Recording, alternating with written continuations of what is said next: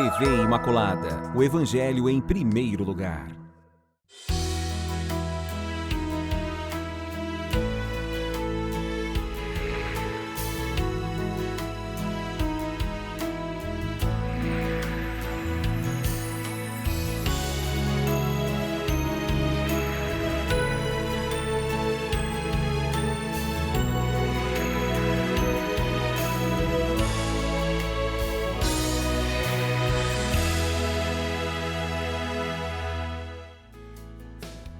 Olá, queridos amigos, estamos iniciando mais um programa Páginas da Bíblia, que pretende levar a vocês essa história cada vez mais intensa e maravilhosa da caminhada do povo de Deus.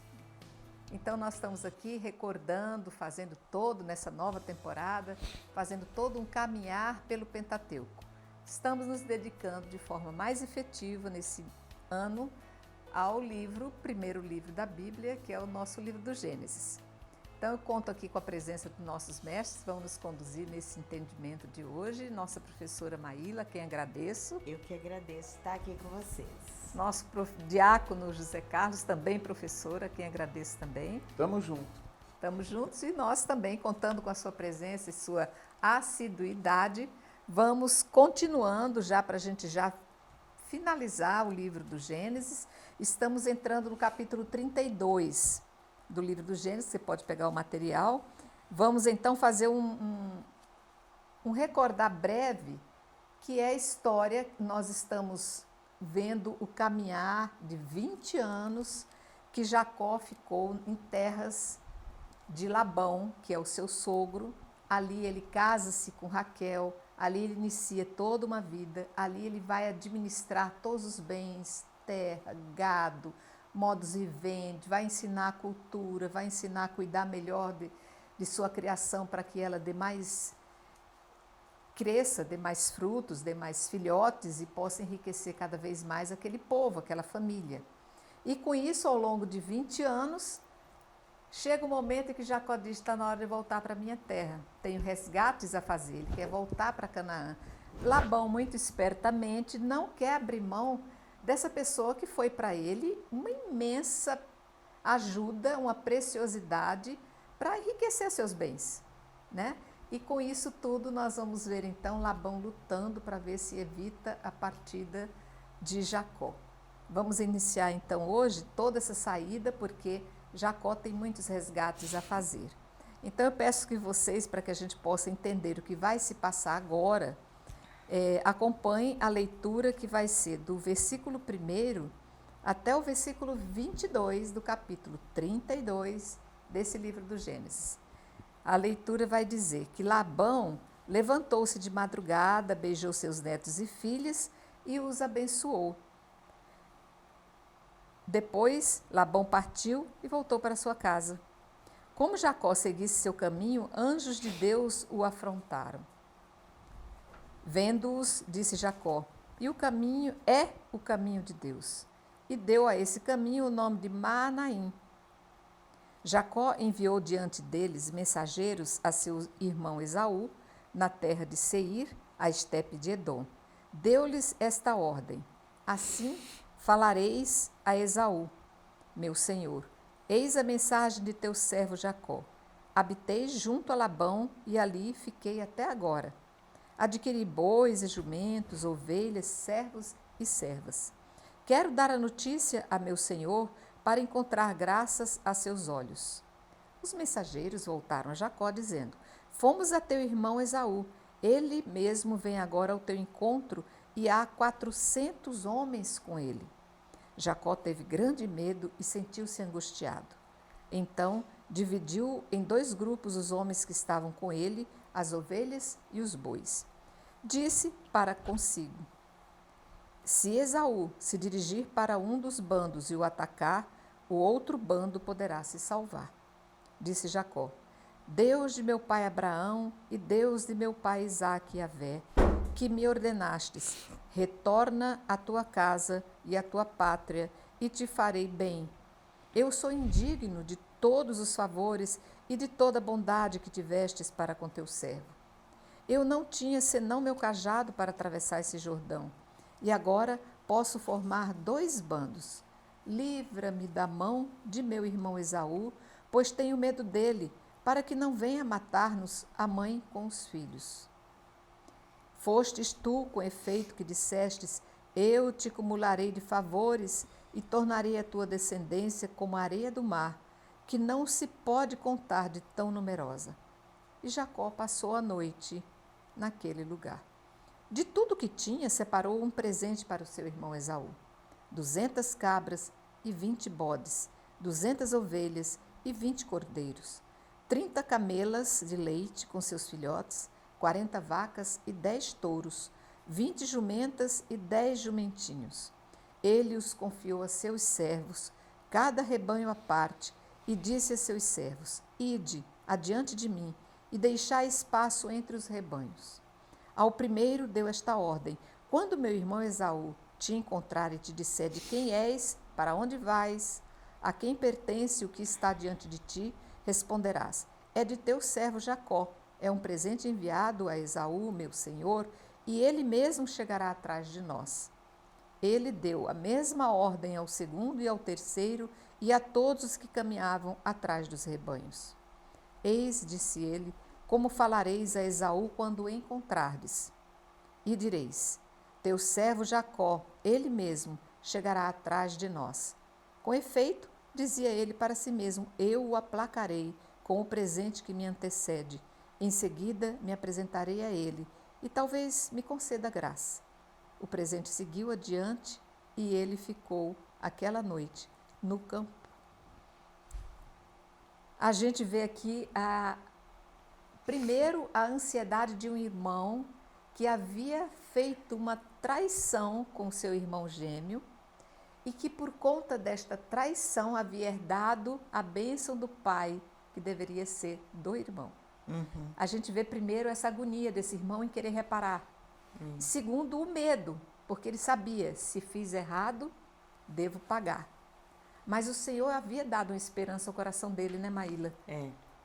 A gente percebe que Jacó, depois de vivenciar todo esse tempo lá nas terras de Labão, constituir a família dele, prosperar, porque ele prosperou em todos os sentidos, né? Humano, materialmente, tudo. Agora, ele sabe que ele precisa passar a vida a limpo em relação ao irmão também, né? Porque ele tem essa consciência de que ele usurpou aquela bênção, de que ele saiu fugido de casa, né? Ele fez algo errado em relação ao irmão Esaú.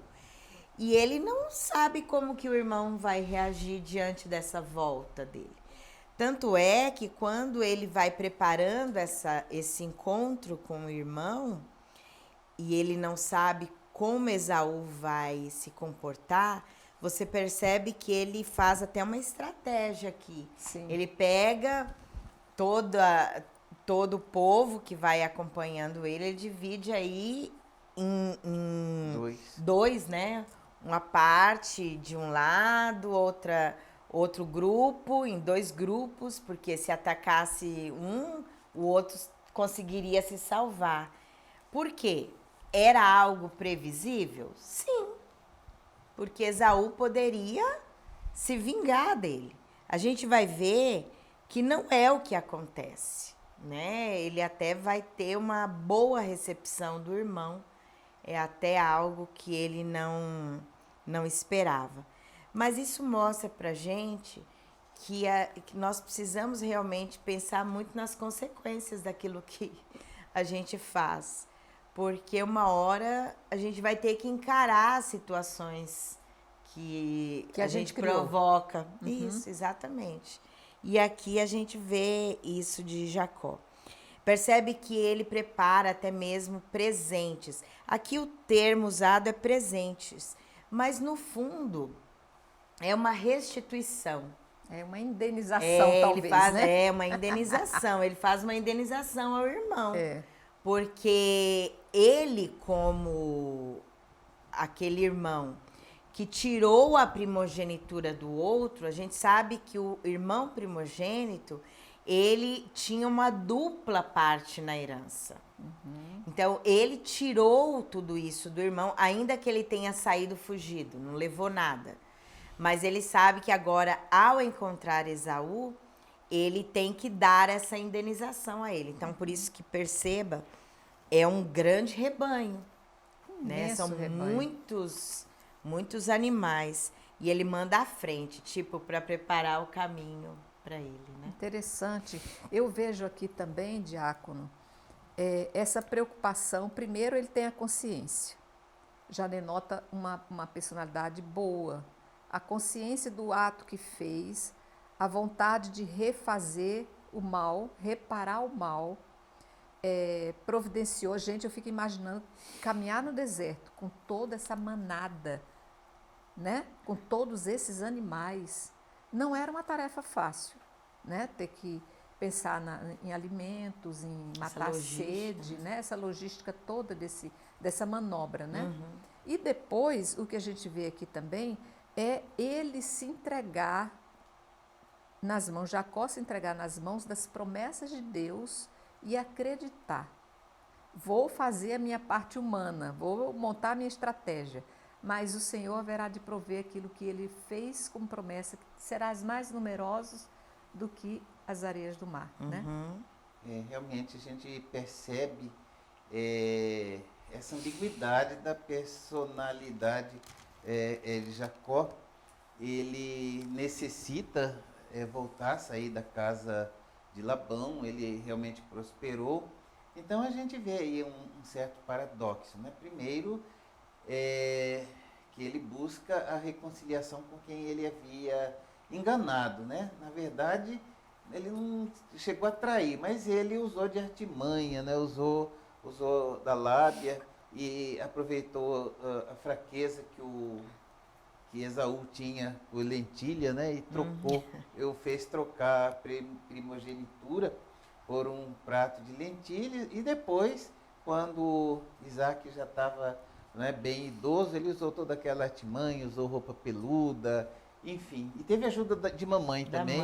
Mamãe ajudou ele nesse processo. Mas, então a gente percebe assim que Deus, ele sempre tira um bem maior de tudo. E nessa altura do campeonato, Jacó, ele está assim, digamos, num processo de conversão. E também de muita coragem, né? Ele precisava passar por aquela terra, ele queria se reconciliar com o irmão, coisa que vai acontecer. É bonita essa passagem, né? Porque nós temos aí a questão da reconciliação entre os irmãos, mas a gente percebe também a esperteza. Nessa passagem, a inteligência, a sabedoria que ele tem da vida, em que ele manda os presentes de forma escalonada, né? Então ele vai, porque a gente percebe também que a reação a priori, né, do Esaú, ele estava armado, né? Ele juntou 400 homens. Então, qual seria a intenção dele? Por que eu vou juntar 400 homens? Então, ele também não sabia a intenção de Jacó, então ele foi preparado para tudo. E certamente ainda tinha amargo, rancor por ter sido enganado pelo irmão. Então, quando pensa 400 homens, é um pequeno exército, né, para recebê-lo. Mas aí entra essa questão da reconciliação, também da confiança na promessa de Deus. Deus havia feito uma promessa a ele, e Deus vai ainda reforçar, reafirmar. Já na sequência nós vamos ver, né, que Deus manda um mensageiro que encontra e o abençoa, vai mudar o nome dele. E então nós percebemos que Jacó, futuro Israel, ele tem assim intimidade com Deus, dentro da sua ambiguidade de ser esperto, de ser malandro, na linguagem de hoje de ser um 171 da vida. Ele, apesar de tudo isso, ele tem amizade com Deus, intimidade com Deus, e é nessa confiança, na promessa de Deus, que disse que a descendência dele seria imensa como a areia do mar, promessa feita a Abraão, Isaac e também a ele, confiante nessa promessa, ele, claro, sem desprezar os meios materiais, né, para conquistar ou reconquistar a confiança do seu irmão com aqueles presentes, ele confia também em Deus e parte confiante para esse encontro, ou melhor, para esse reencontro de reconciliação com o seu irmão. Depois de tantos anos, né? Depois de 20 anos, pelo levantamento que nós fizemos aqui. Vamos fechar, então, o capítulo 32. Vou fazer a leitura aí do versículo 23 até o final, para a gente continuar com esse entendimento. Naquela mesma noite, ele se levantou, tomou suas 2 mulheres, suas 2 servas, seus 11 filhos e passou o val no Jaboque. Ele os tomou e os fez passar a torrente e fez passar também tudo o que possuía. E Jacó ficou só. E alguém lutou com ele até surgir a aurora. Vendo que não o dominava, tocou-lhe na articulação da coxa, e a coxa de Jacó se deslocou enquanto lutava com ele. Ele diz: deixa-me ir, pois já rompeu o dia. Mas Jacó respondeu: eu não te deixarei, se não me abençoares. Ele lhe perguntou: qual é o teu nome? Jacó, respondeu ele. Ele retomou: não te chamarás mais Jacó, mas Israel, porque fostes forte contra Deus e contra os homens, e tu prevalecestes. Jacó fez essa pergunta: revela-me teu nome, por favor. Mas ele respondeu: por que perguntas pelo meu nome? E ali mesmo o abençoou. Jacó deu a este lugar o nome de Fanuel, porque, disse ele, eu vi Deus face a face, e a minha vida foi salva. Nascendo o sol, ele tinha passado Fanuel e manquejava de uma coxa. Por isso, os israelitas até hoje não comem o nervo ciático que está na articulação da coxa, porque ele feriu Jacó na articulação da coxa, no nervo ciático. Interessante aqui, que coisa mais... eu quero que você explique, então, essa luta, porque aqui a gente pode até dizer, será que foi um inconsciente de Jacó que fez ele fazer essa projeção toda desse encontro, ou o poder de Deus realmente atingiu Jacó para fazê-lo perceber que agora ele entrava numa nova fase da vida, um homem que tinha se visto, se revisto, se colocado diante de suas fraquezas e colocado como um homem num novo propósito, né, Maíla? Sim, lembrar que ele havia usurpado a bênção, Sim, né, em relação ao pai. Então, agora, aquela bênção que deveria ter sido dada a ele por direito, e ele não recebeu, ela foi tirada, tomada, entre aspas, roubada. Essa luta agora dele com esse homem que é um enviado de Deus, né, como um anjo de Deus, é para mostrar que agora sim ele é abençoado por Deus. Então, essa luta dele aqui a noite toda para tomar essa bênção e agora verdadeiramente receber essa bênção de Deus e mostrar, agora merecidamente você a tem, né? E as coisas de Deus são marcantes. Então, até mesmo o fato, né, dele agora ser ferido na coxa vai sempre lembrá-lo dessa luta, esse sinal. Claro, Deus não tem o interesse de ferir, mas o ferimento na coxa, ele ficar mancando, vai sempre lembrá-lo desse fato. E o fato também da mudança do nome, né? A partir de agora, ele se chamará Israel, né? Não mais Jacó, mas Israel, porque lutou com Deus. Lutou com Deus e foi abençoado. Né? Então, isso é muito interessante, porque a gente vai sempre ter esse nome na memória. Em toda a Bíblia, a gente vai lembrar os filhos de Israel. Esse nome é um nome que vai acompanhar toda a história da salvação, os israelitas, né? A gente sempre vai ter esse nome aqui na Bíblia, e é importante a gente saber de onde saiu. Saiu desse momento, dessa luta, de onde Jacó agora recebe verdadeiramente, agora por direito de Deus, essa bênção aqui nesse momento. Agora não mais roubada, mas por direito, Conquistada. né? Conquistada na luta. Deus agora abençoa, e ele conquistando aí, ele fez por merecer essa bênção. Então, diácono, eu estou pensando aqui, na verdade, a gente fica vendo toda essa luta, como eu falei, poderia ter sido um sonho, poderia ter sido uma projeção da psique de Jacó, que vivia constantemente cobrando ele desse mal, desse ato, dessa coisa errada. Eu acho que o ferimento foi para dizer, não foi sonho. Isso tudo que aconteceu com você foi uma realidade presente divina. É verdade, tem gente que acorda de um sonho bom ou de um sonho intenso e se belisca, né? Para ver se é verdade mesmo. Então é o que acontece com Jacó. Deus faz essa restauração na vida dele, né? De Jacó, que tem um significado aí de espertalhão, né? Podemos dizer assim. Deus muda o nome dele depois dessa experiência, que é uma experiência mística.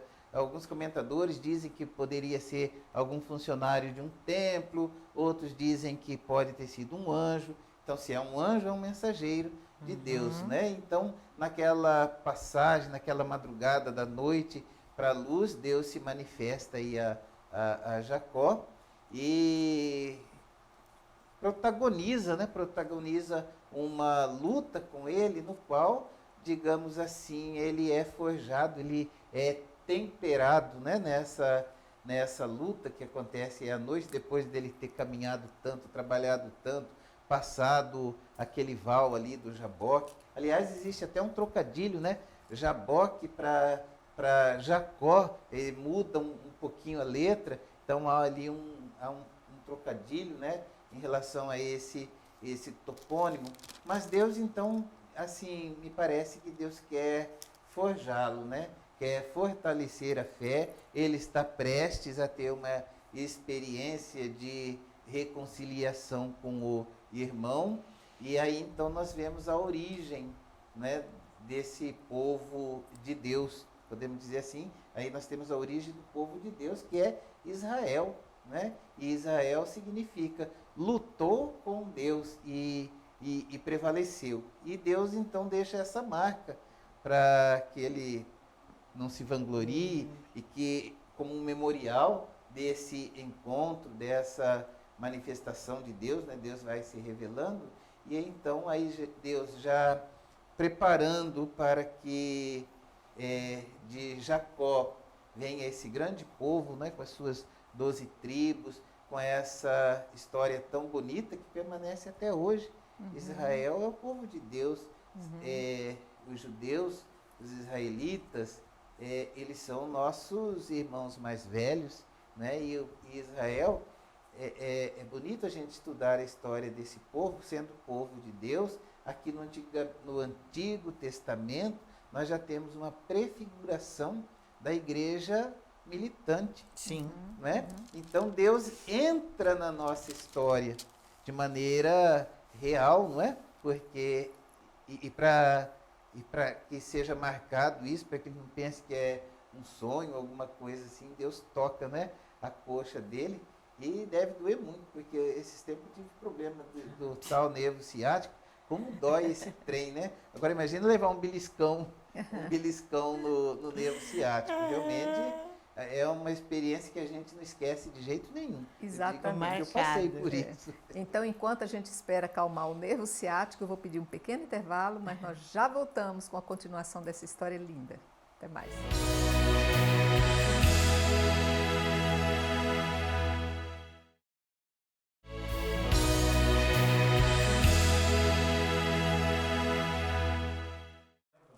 Então, voltamos.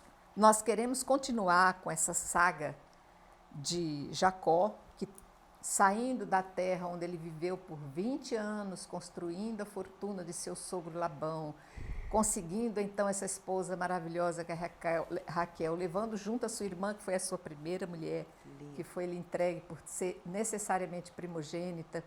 Ele vai em busca então de toda uma recuperação, vai fazer um resgate de toda a sua vida, começando por Esaú, que vocês já acompanharam toda essa história. Então eu vou pedir, vamos entrar no capítulo 33, eu vou ler esse pequeno trecho, do 1º até o 22.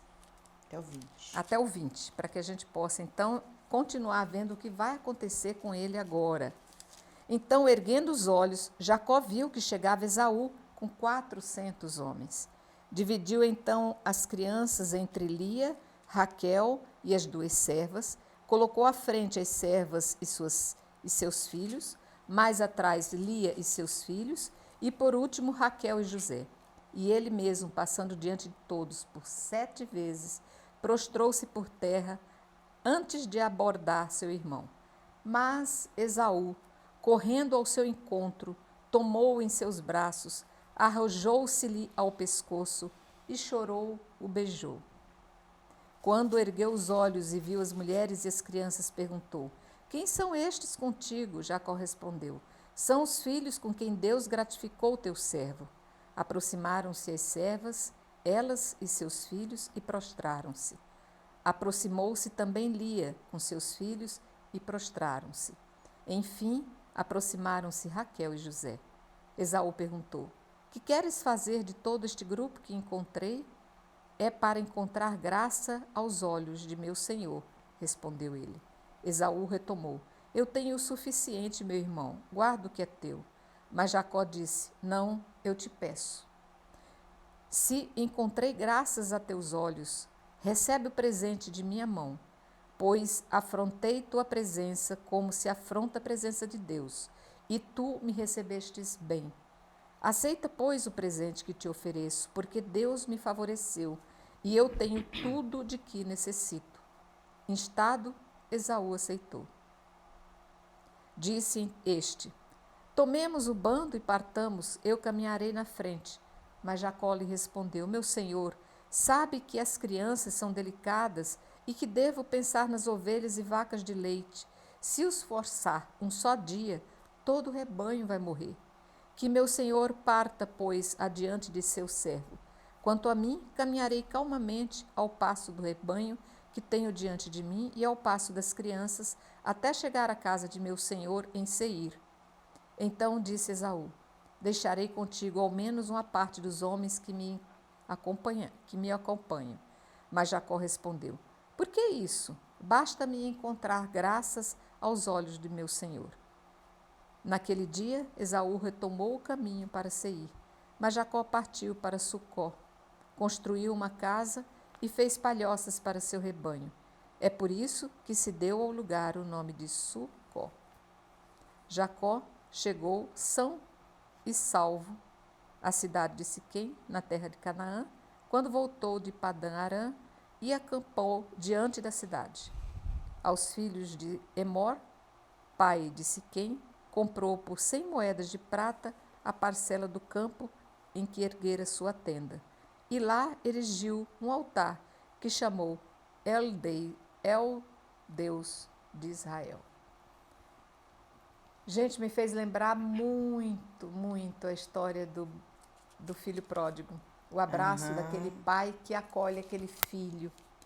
Mas eu quero colocar para as considerações do diácono, porque sei que vai sair daí muita coisa que a gente pode compreender melhor. É muito bonita essa passagem, porque mostra o caráter de Esaú. Esaú havia sido enganado, havia sido espoliado pelo irmão. Também ele se deixou, não é? Enganar, e talvez isso seja levado em conta. Mas Esaú, ele reconhece aqui que Deus o abençoou também igualmente, tanto que ele reluta em receber ali os presentes e diz: eu tenho bastante, né, para o meu sustento, que eu tenho me é suficiente. Então a gente percebe um traço aí da personalidade de Esaú, que ele era um homem bom, né? Generoso também. Era justo, que ele era generoso, não era ganancioso, né? E certamente por precaução ele levou, não é, aqueles 400 homens. Será que meu irmão vai aprontar mais uma comigo? Vamos ver como é que é isso. Mas então ele percebe, através dos atos de Jacó, da humildade de Jacó em si, e agora Israel, né? Porque Deus já, agora já aqui mudou Deus o já nome. mudou o nome dele, né? Então, percebendo a humildade e as boas intenções através daquela sucessão de presentes, né? Porque Jacó Israel, ele escalonou os presentes, foi apresentando pouco a pouco.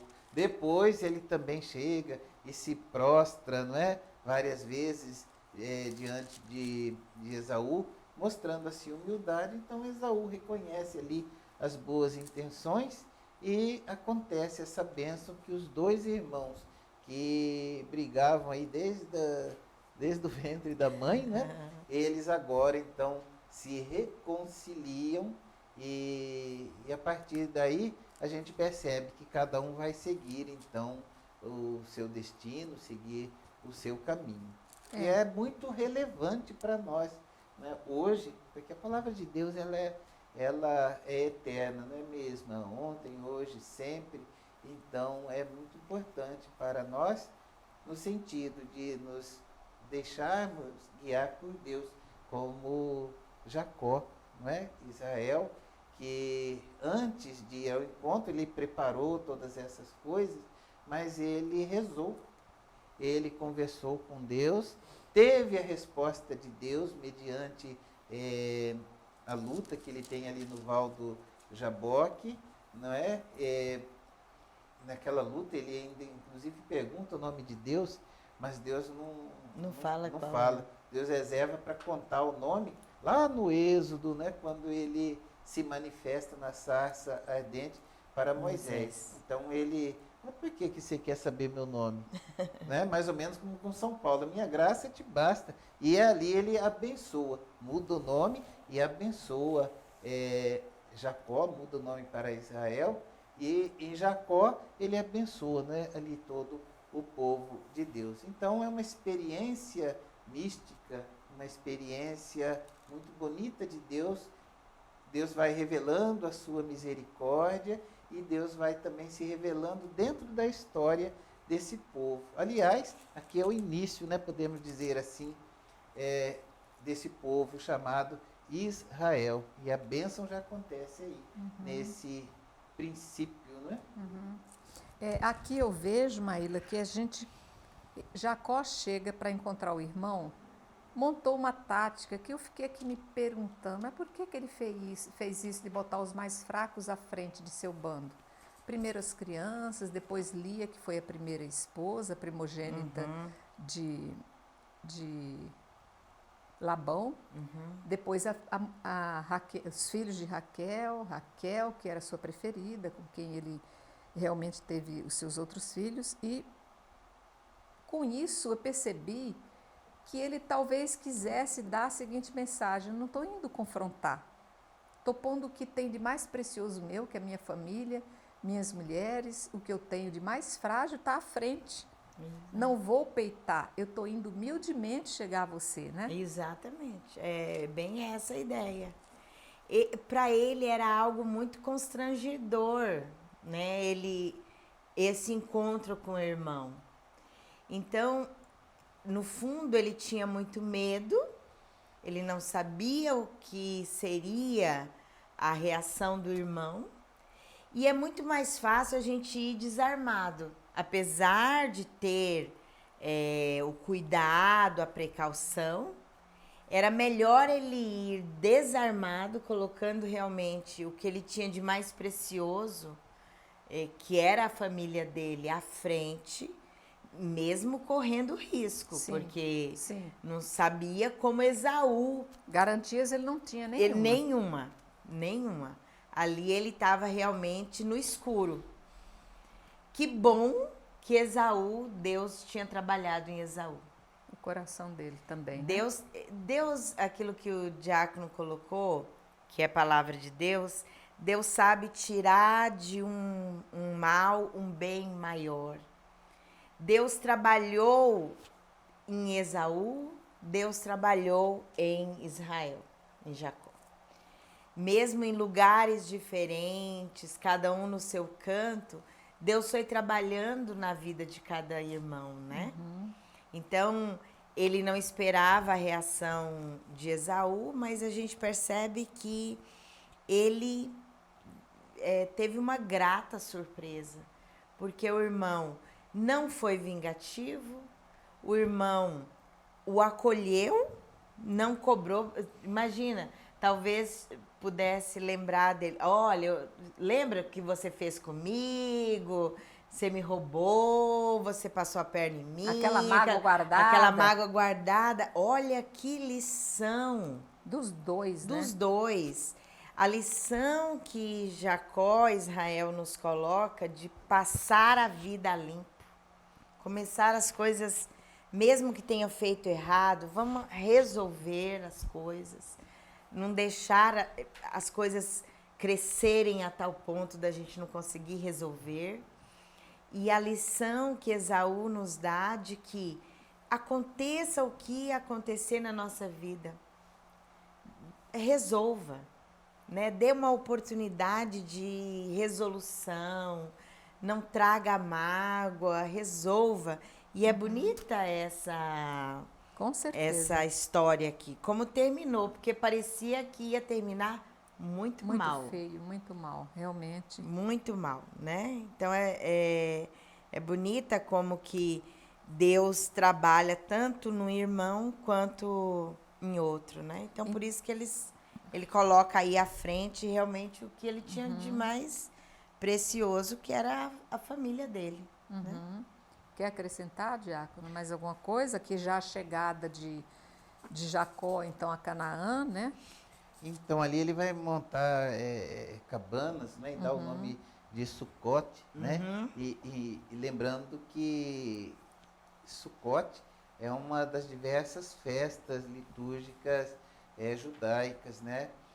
Nosso Senhor Jesus Cristo, ele participou, São João, no Evangelho, ele relata, salvo engano, no capítulo 7, que Jesus participou dessa chamada festa das tendas, ou festa das cabanas. Então a palavra Sucote significa cabanas, né?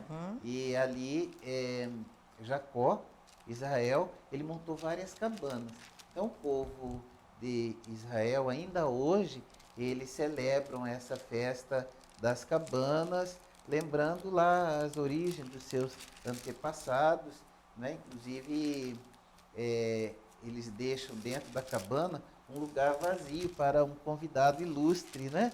Seja Abraão, eles escolhem lá qual que vai ser o convidado da vez, né? Se é Abraão, se é Isaac, Jacó, se é Moisés, porque também nessa festa das cabanas eles lembram que o povo, né? O povo de Israel habitou em cabanas antes e depois, da escravidão no Egito, né? E é uma festa assim muito bonita, que inclusive nosso Senhor Jesus Cristo participou. Ali também eles valorizam muito o elemento água, né? Água, vinho, e por valorizar a questão da água nessa festa de Sucote, foi ali que nosso Senhor disse que dele jorrariam rios de água viva, né? Vinde e bebei de graça, nosso Senhor vai dizer. Então, essa passagem das cabanas, que ele montou cabanas e deu o nome de Sucote, lembra essa festa, essa bonita festa litúrgica judaica. Maíla, mais alguma coisa para a gente fechar, então? Não, acredito que é o suficiente aqui para a gente fechar, né, esse ciclo aqui de Jacó e Esaú. E aí a gente passar agora nessa nova fase, né? Porque agora aqui a gente já está caminhando para fechar o ciclo de Jacó, porque aqui aparece, faz a menção de José, Raquel e José, e a gente logo já vai entrar mesmo no ciclo de José, né? Daqui a pouquinho a gente já entra nos capítulos dele, tá bom?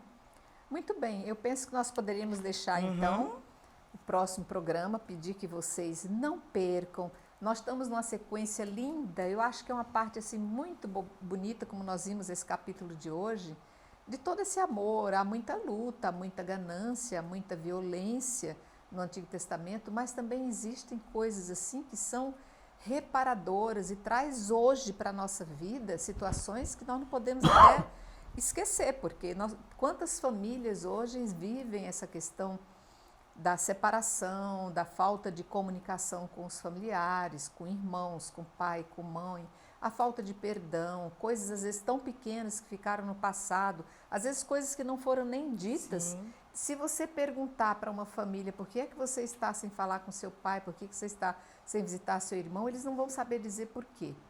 De repente se entrou naquela tônica de afastamento e de isolamento e aquilo tomou conta da pessoa. Então, esse exemplo de hoje, Maíla e Diácono, a quem agradeço imensamente esse aprofundamento do estudo, fica assim um aconselhamento, né?